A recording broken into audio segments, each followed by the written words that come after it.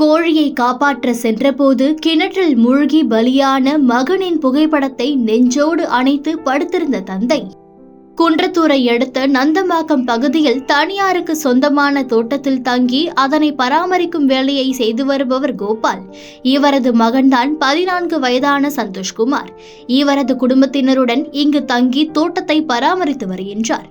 கோபாலுக்கு கை கால்கள் செயல் இழந்த நிலையில் இருப்பதால் படுத்த படுக்கையாக இருந்து வருகிறார்.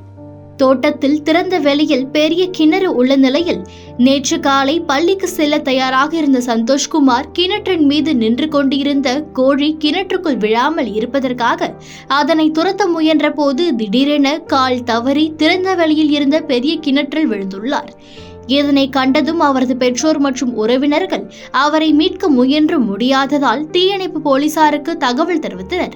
தகவல் அறிந்ததும் இருங்காட்டுக்கோட்டையில் இருந்து வந்த தீயணைப்பு வீரர்கள் கிணற்றில் இறங்கி நீரில் மூழ்கி கிடந்த சந்தோஷ்குமார் உடலை இறந்த நிலையில் மீட்டனர்.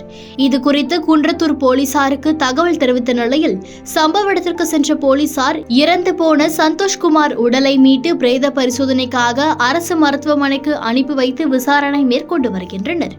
கோழியை காப்பாற்ற சென்றபோது திடீரென கிணற்றில் தவறி விழுந்து பள்ளி மாணவன் இறந்து போன சம்பவம் சோகத்தை ஏற்படுத்தியுள்ளது. இறந்து போன சிறுவனின் தந்தைக்கு கை கால்கள் செயல் இழந்த நிலையில் மகன் இறந்த செய்தியை கேட்டதும் ஏதும் செய்ய முடியாமல் மகனின் புகைப்படத்தை நெஞ்சோடு அணைத்தபடி படுத்திருந்தது நெஞ்சை உருக்குவதாக இருந்தது.